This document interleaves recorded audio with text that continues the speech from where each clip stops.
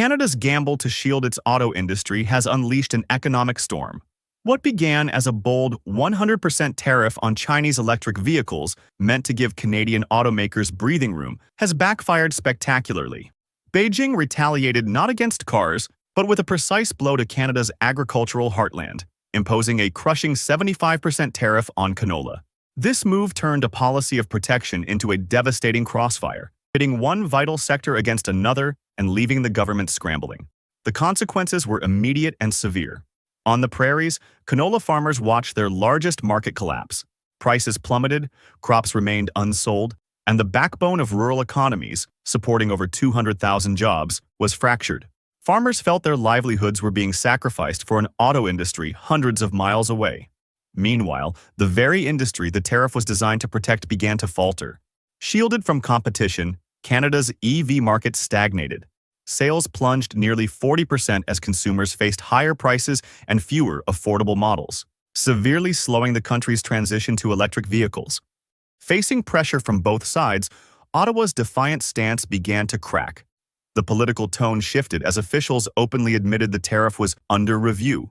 A diplomatic mission by Saskatchewan's premier to Beijing, once criticized, was now praised, signaling a search for an exit strategy.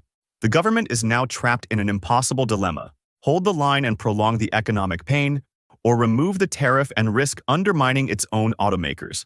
A potential middle path offers a glimmer of hope. A partial rollback of the tariffs could be negotiated in exchange for China reopening its canola market and securing Chinese investment in Canadian manufacturing.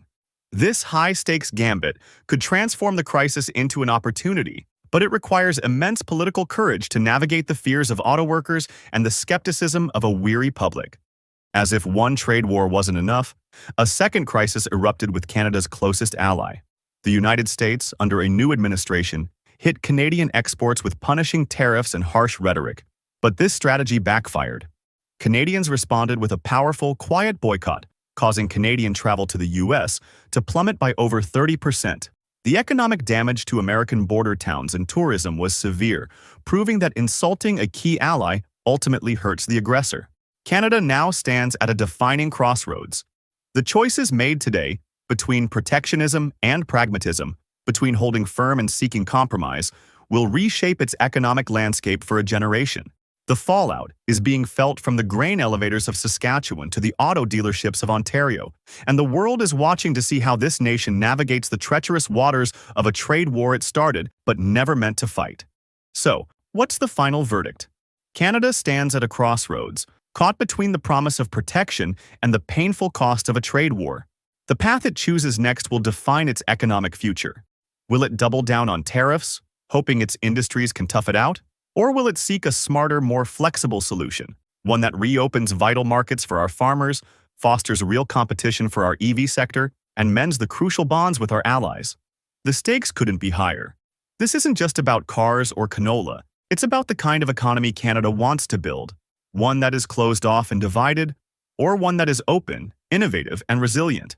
The debate is far from over. Let us know what you think in the comments below.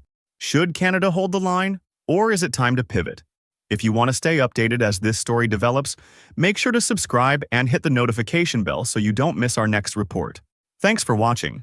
We'll see you in the next one.